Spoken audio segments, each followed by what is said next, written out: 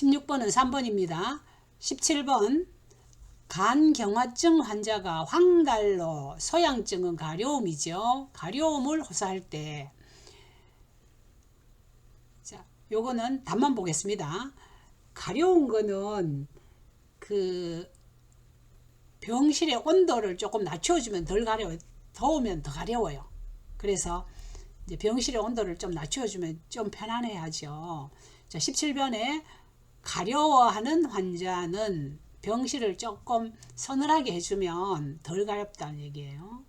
자, 18번 수혈을 받고 있는 환자에게서 열이 있고 빈호흡, 이거는 부작용이죠. 그래서 즉시 중단하는 거예요. 2번 수혈하고 있는 동안에 조금이라도 이상하면 즉시 중단하는 거예요. 만약에 괜찮으면 다시 하는 거는 괜찮은데 이미 들어간 혈액을 어떻게 회수할 수는 없어요. 그래서 조금이라도 이상하면 즉시 중단하는 거예요. 빈호흡은 호흡수가 많아지는 거죠. 문제죠, 당연히. 자, 18번에 2번 즉시 수혈을 중단한다. 수혈 중 문제가 생기면. 19번에 인슐린 투여를 받고 있는 사람이 가슴 두근거림, 발한, 식은땀 흘리는 거예요. 떨림, 손 떨리고, 그 다음에 불안정, 어찌할 줄 모른다, 이런 얘기죠. 이게 저혈당 증세예요.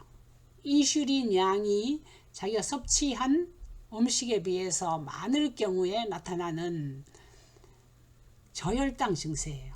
그래서 즉시 단순당을 공급해야 돼요. 그래서 혈당치를 높여줘야 되죠. 안 그러면은 저혈당 샥이 오면은 환자에게 위험할 수도 있죠. 그래서 19번에 오렌지 주스를 마시게 한다. 그래서 단순당을 빨리 공급해야 돼요. 19번에 5번, 자, 20번에 동맥혈 가스 분석 검사 시 주의사항으로, 자, 이거는 그 수혈이 필요한지 혈액 속의 산소 농도를 검사하는 거예요. 그래서 수혈이 필요한지 충분한 산소가 뇌에 공급되고 있는지를 알아보는 검사예요. 그러니까 다른 증상들이 있다는 뜻이에요. 그래서 확인하기 위해서 산소를 제공해야 되는지를 확인하기 위해서 동맥혈 가스 분석 검사를 하죠. 그게 이제 헤파린 처리한 주사기로 체열한다. 자, 4번에 이 동맥혈 가스 분석 검사용 혈액은 헤파린 처리, 헤파린은 항응고제예요. 항응고제 처리한 주사기로 체열해야 되는 거예요. 자, 20번에 4번, 21번에 급성 통증. 갑자기 너무 아프다는 얘기예요. 그 갑자기 너무 아프면 어떻게 하겠어요? 스트레스 상황이죠. 그래서 교감신경이 반응을 해요. 너무 아프면은 눈이 감기겠어요. 눈이 커지죠. 너무 아프니까. 그래서 동공 확대예요. 동공 확대. 다른 것들은 다 이제 안정기에 오는 거예요. 가만히 있을 때 오는 거예요. 호흡수도 증가하겠죠. 아픈데. 그래서 21번에 동공 확대, 22번에 뜸. 자, 뜸은 보호하는 거예요. 보충하는 거예요. 그 기가, 화수목금토 그 기가 부족할 때 보호해 주는 거예요. 그래서 뜸은 허증, 3번에 허증이 뭐가 모자란다. 실하면 침이고 허하면 뜸이죠. 자, 22번에 3번, 23번에 침. 자, 침을 맞으면 효과가 있는 경우 이런 거예요. 자, 침을 포함해서 뜸, 부항, 주나, 한증 뭐 이런 거 수욕까지 다 한방에서 치료하는 모든 치료 방법은 술에 취해 있거나 출혈이 있거나 배가 너무 부르거나 피부에 상처가 있거나 이런 경우에는 하면 안 돼요.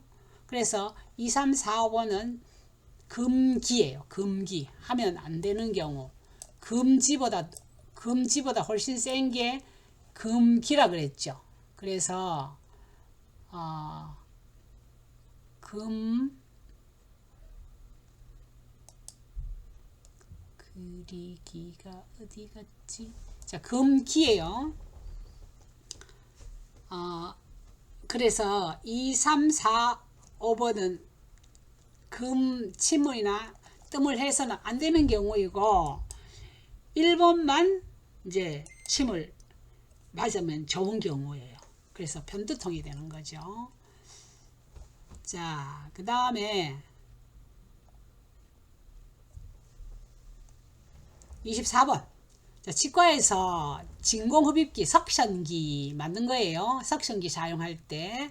석션기 팁은 끝이에요. 그죠? 끝이 술자가 사용하는 치경을 가리지 않는다. 당연하죠. 치경은 치과의사가 왼쪽 손에 항상 들고 이렇게 잘 보이지 않는 부분을 이렇게 비춰보는 거예요. 그죠? 그래서 또 연조직을 이렇게 밀고 뭐 민다거나 아니면 이렇게 비춰보는데 왼쪽 손에 항상 들고 있고 오른쪽 손으로 이제 다른 기구들을 계속 바꿔서 사용을 하죠.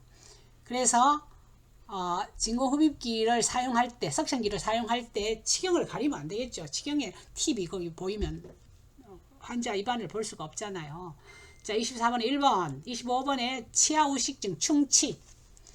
자, 충치 맞는 거 찾는 거죠.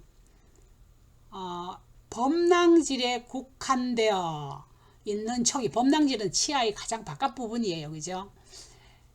초기에 발견이 어렵겠죠. 조금만 해 있으면 거기는 신경도 없고 그러기 때문에 발견이 좀 어렵죠. 바깥 부분에는 신경이 없어요. 가장 단단한 뼈의 사람이. 그 다음에 신경치료 없이 아말감 수목. 그러니까 아말감은 치아 재료, 치과 보충하는 재료의 일종인데 심할 경우, 이 충치가 심할 경우 신경치료 해야 되겠죠.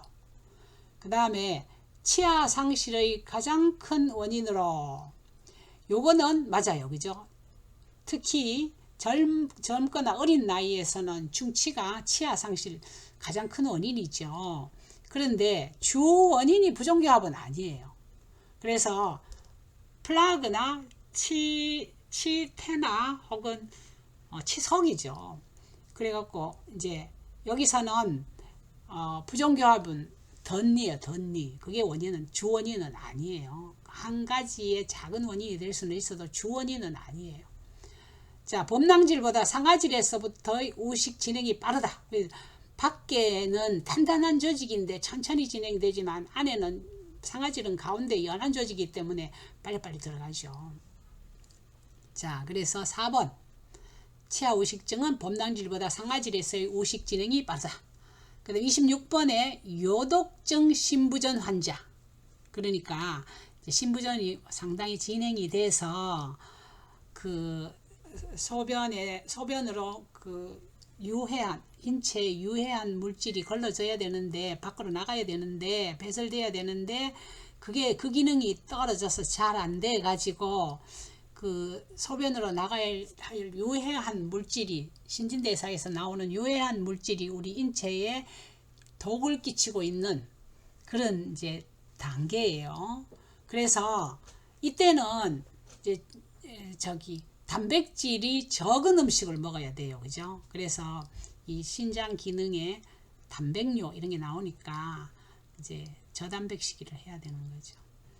자, 26번에 신부전 환자, 요독증이 있는 신부전 환자는 저단백식이. 27번에 갑상센 호르몬은 그 요드로 만들어져요. 갑상센 호르몬은 요드, 그 바다 우리 있잖아요. 저 김이나 미역 같은 데 있는 요드를 섭취해야 만들어지는 호르몬이에요. 그죠? 자, 27번에 2번, 28번에 위장출혈 가능성이 있는 거는 아스피린이에요. 이거는 뭐 여러 번 들었죠. 29번에 몰핀 투여 전에 반드시 호흡을 관찰해야 돼요. 몰핀은 안정시키는 거기 때문에 호흡수를 줄여요. 그래서 이 서호흡, 천천히 호흡하는 12회 이하의 사람은 투여하면 안 됩니다.